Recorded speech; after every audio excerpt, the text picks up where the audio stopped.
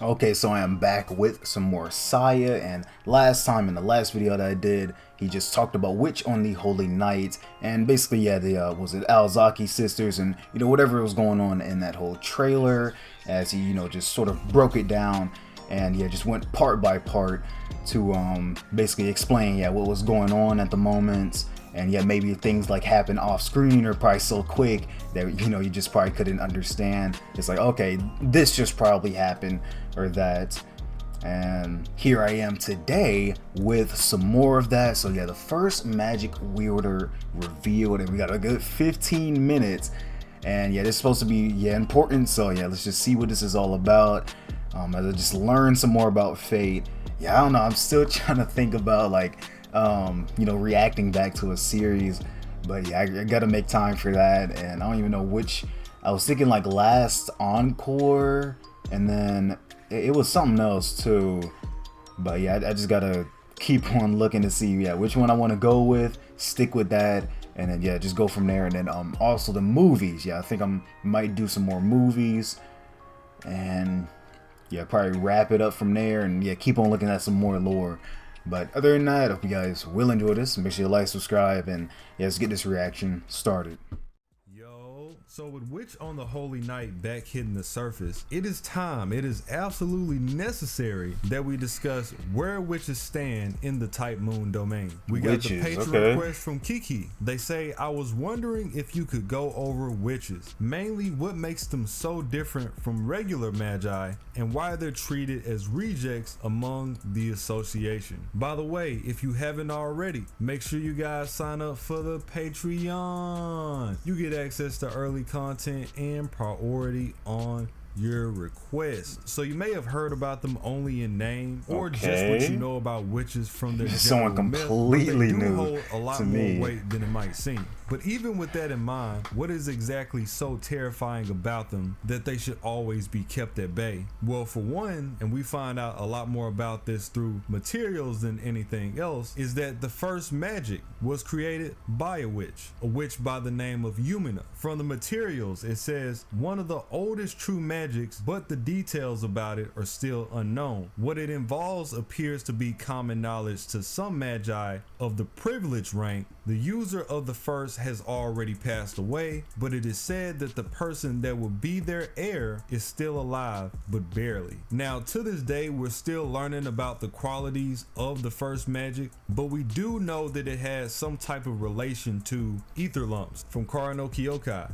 It tells us ether is bound to become one of the four elements: earth, water, fire, and wind. But in the hands of a novice, it would fail to become the element and then materialize. This would be the ether lump. They're completely useless, and in some sense, creating an ether lump is like creating nothingness. It's like nothingness in material form. Looking at it from this perspective makes it sound like true magic. In fact, the ether lumps are originally the first magics, and then it cuts off. And I'm sure you can fill in the blank that it is the base of what the first magic is, or at least some type of element of it. Something. Now, you may have not noticed, but we have already seen what ether lumps look like. We've seen this from the Einsburns. When they create their homunculi and the process actually failed, what they get is materialized nothing. They get an ether lump. All so of it has that. something to do in that vein of what being a witch is in their original myth, the essence of making these things out of nothing or mixing different aspects together to come up with something else entirely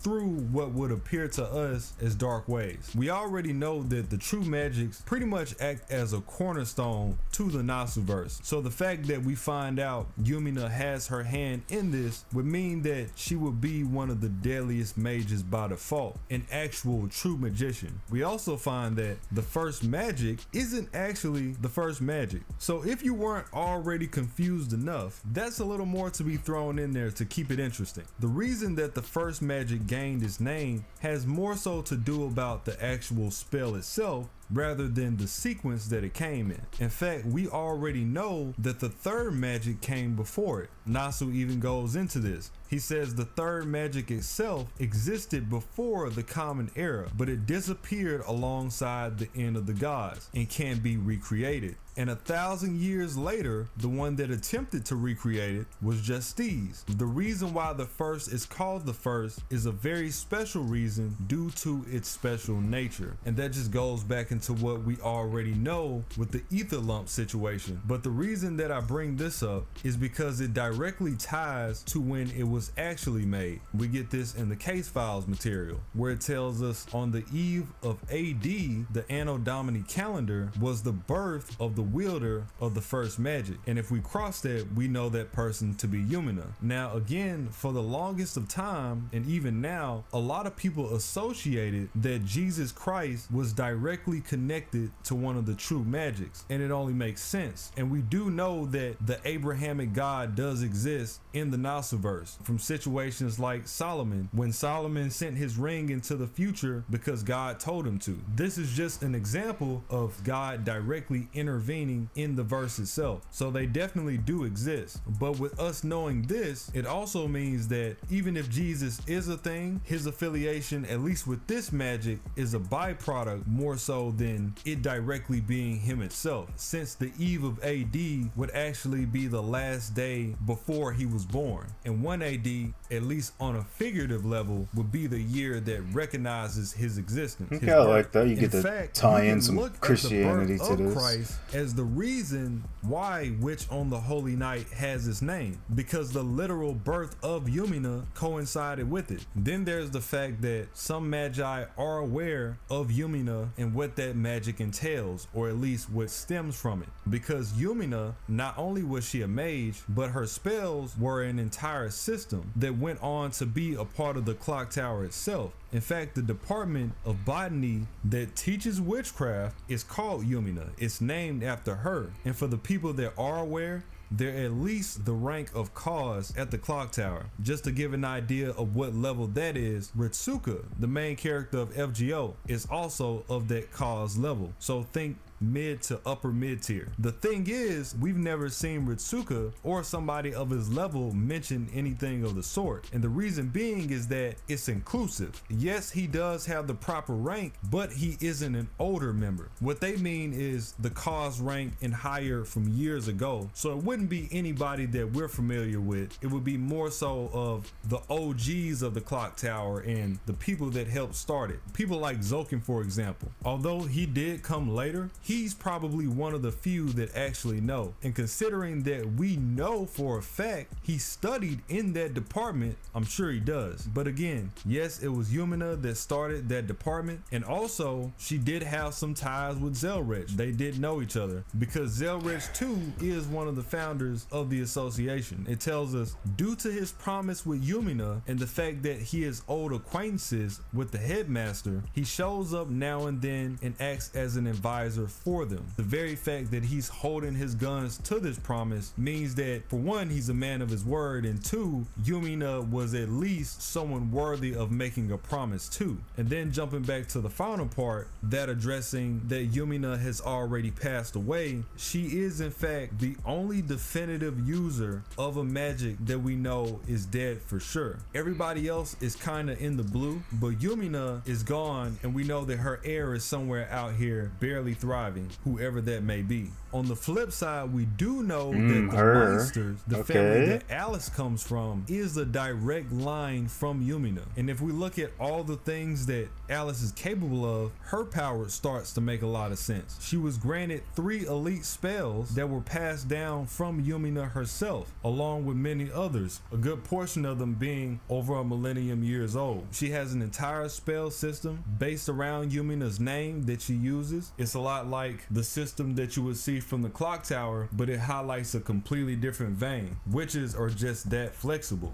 When it comes to the elites, those 3 great spells being Deploy Kickshaws, Flat Snark, Wander Snatch, and Tam's Troll. We already went over Flat Snark. Just these 3 spells alone would be enough to make most mages tuck their tails and dip. It tells us that the difference between magecraft just and like magic that makes no difference for her because it has that much gravity. She has mystic eyes, she She has at least 30 spells because of this system, 20 that have been handed down and 10 that she's made on her own. She's shown the psychic ability of levitation, all sorts of things in her palette that can directly be sourced from her lineage to Yumina. The Meinsters, the bloodline that she comes from, are all pure-blooded witches, but Alice herself is in fact a mixed-blooded witch. Her father stayed unnamed, but it does tell us that her mother ended up marrying a human and having her, which makes her a very unique existence. You gotta have that mixed blood, one human, one something else, vampire or something. Be the case, and we find that out through the events of LB6 with people like Burl. We find out that he's a witch because, again, being a witch doesn't just pertain to being a male or a female; it's having that connection to Yumina in your background. So with that in mind, Burl and Alice are actually related. And the thing about his backstory is that when he's having a conversation with his mother, who is also a witch, she's where he gets that witch part of his background from. She mentions that when a witch gets together with a human, it's all bad news. It dilutes the blood, it starts to rot their soul, and it takes away from everything that made them great in the first place. And she brings up how she's jealous of the direct Yumina line, people like Alice, for example, because their blood is able to withstand more than average. Although I was about to say, it's talking about rotting the soul and stuff. Isn't a direct descendant. Alice seems fun to me. He's a great example of how far you can fall with this delusion, like his twisted love for MASH, where he believes that true love in his eyes can only be shown through mutilation and torture.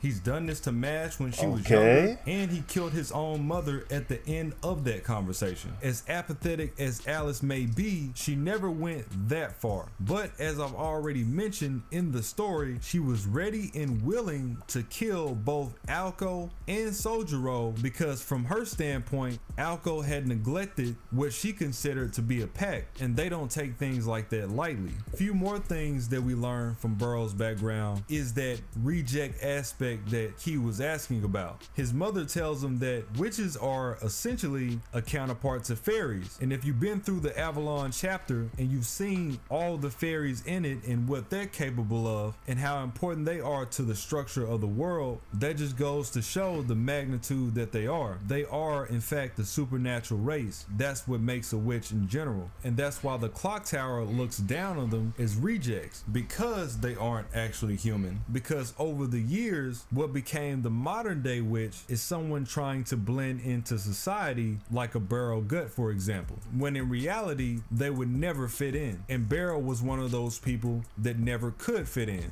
because of those innate characteristics. This doesn't stop the clock tower from running their department, but they do look at modern day witches with contempt because they know where those spells truly came from. And just because you're using witchcraft doesn't make you an actual witch. There's plenty of witchcraft users that have no actual connection to Yumina at all, whether that be direct or an extension of the family. People like Ayaka or Haruri from Strange Fate, or Zokin. I've already brought him up before. So just being a user, that separation to them is really apparent, which shouldn't come as a surprise to begin with. The association are the same people that don't see eye to eye with the church, but they will work with them if they have to. So a lot like the fairies in the way that they remain in the reverse side of the world, the real witches are better off keeping themselves out of society. That's when they're at their best. That's why people like Alice hold herself shut inside of her house for all of her life. And even still,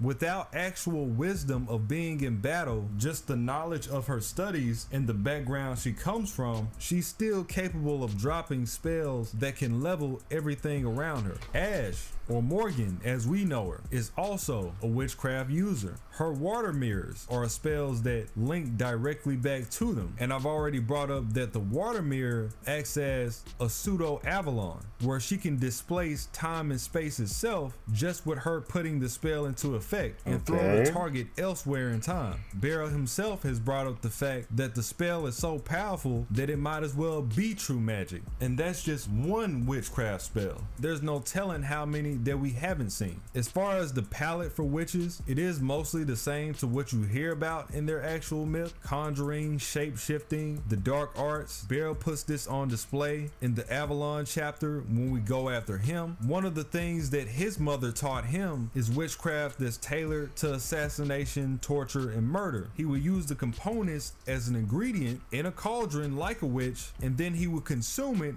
and become that being. And we've seen him do this with another fairy by the name of Woodwolves, one of our greatest opponents in the Lost Belt, where we literally needed clairvoyance in order to beat him. And all I just remember him from something that's person up. I'm like, and where? Him, yeah, that form. Okay, his abilities. Yeah, he had a different color to him. Shapeshift into Woodwolves himself. It was only fortunate for us that he was also cursed at the time, so he never realized his true potential in taking on that form. We also know from Nasu's journal that they actually threw out the rest of his character for time constraints. So Burrow was really supposed to be much stronger than he was. His character ended up getting condensed because we needed to get him out the way, which also makes a lot of sense when you notice how Burrow went down so fast, even though we've been chasing him down for so long. So when it comes to the versatility and how far these beings can go, it's nothing to scoff at. And one last thing, and I'm sure you guys are familiar with this already, is the world of notes. It's been heavily implied through the materials for the Extraverse that the Aylesbury Velesti, which was a ritual that the dead apostles took part in to bring back the Dark Six, was also a witchcraft spell.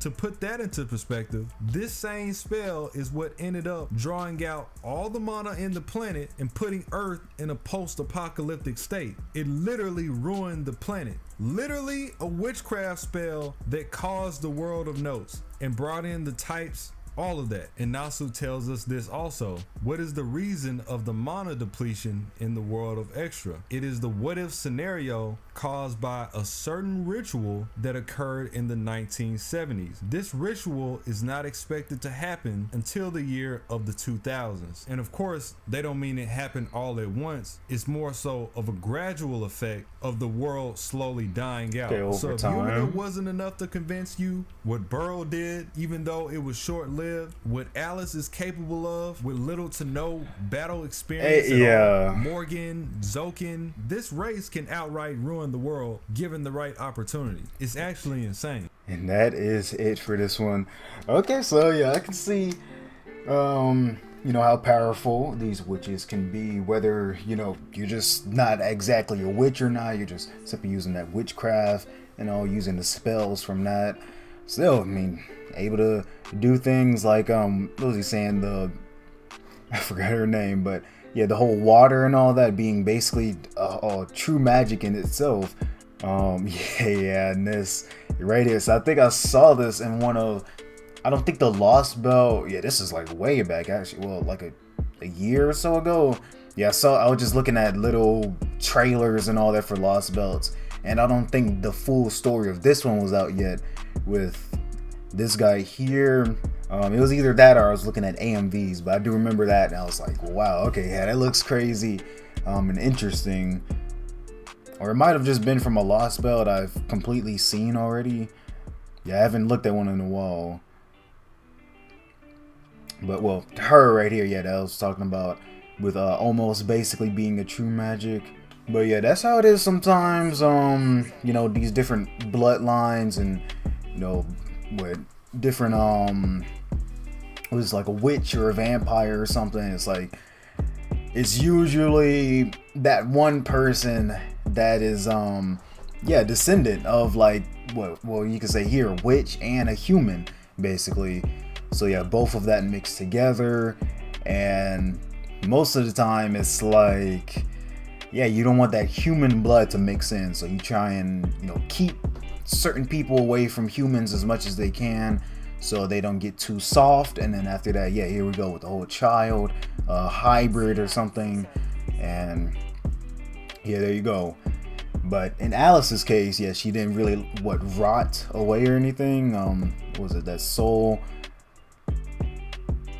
So she was pretty fine. Dilutes the blood, yeah, rots the soul. So yeah, for her, yeah, she can withstand it. So yeah, it just shows, well, yeah, pretty much how strong she can be as well, being able to withstand some of that. You know, different bloods mix in with her own, yeah. But yeah, and it's pretty impressive too. Yeah, that's all. Yeah, that's also what I was about to say. Yeah, they always try. Well, no, I just said that. Yeah, yeah, try and keep you away from the humans. And yeah, tying in with Alice, like, yeah, she wouldn't have no experience if you're just having to constantly, you know, be secluded from like really most of the real world and all, and yeah, not being able to experience things. I mean, you can experience humans, just don't, yeah, you know, get too close to them. You can see like, oh, okay, so humans are actually kind of this weak. Yeah, it's just, it'll be like that, you know, like, oh, if I just cut off their arm, you know, they won't be able to bring it back unless they use like some crazy, yeah, magecraft or something. Yeah, I don't even know. But other than that, yeah, that's a little bit more from that. What was it Witch on Holy Night? And yeah, I can't say this enough. I like how they this, and I don't know if you guys seen, well, probably not, but like my Turardu reactions, a certain magical index and all that. Yeah, I like how they bring in either whether it's Christianity or some type of religion or culture, whatever, and mix it into this, or bring in actual real life people, you know, Jesus or something, and make a story out of that. Literally tie it in and make it, yeah, like it just makes perfect sense, total sense, you know, whenever they you know, do certain character stories, and then maybe here's another character that may relate to that. So I love that. Like they actually, you know, not only have their own viewer, you know, get more into that religion, maybe study up on it more, but they themselves are learning more about the world that way as well. That's all. Like, yeah, you know, you got someone who can tell a story when, yeah, they're actually out here studying different religions and different cultures and all that, the way how certain practices are done, and maybe whether it's praying a certain way or doing certain events or festivals, like, yeah, them doing all that, you got it. And we can clearly tell here with Fade. And there's just one more thing. Yeah, I just wanted to look at this again. So yeah, bound to become one of the four elements. Oh, but in the hands of a novice, it would fail to become one. Okay, and then that's ether lump, and it's completely useless. Yeah, creating one, yeah, just basically nothing, right? But also looking at it from that perspective, it makes it sound like a true magic. And let's see, it's originally the first magics and then cuts off. Okay. Well, yeah, I'm gonna still have to like, yeah, learn more about this, but at least I know, was it Yumina and some of the other like witches and people who can relate to her, and whether it's like you can still use like witch like type of spells or something, but yeah, it doesn't, or not doesn't, but yeah, it doesn't mean that you're literally a witch though, right? Yeah, there's certain people who literally have to like sort of relate to Yumina. But other than that, I'm gonna end it off here. And I think I got maybe something else I have to look at, or maybe yeah, oh yeah, the lore, yeah, some lore videos I want to look at. I think more of Emiya, yeah, the Emiyas, I mean, and then something else. But other than that, that's it for this one. Hope you guys did enjoy. Make sure you like, subscribe again, and y'all just see you guys in the next one.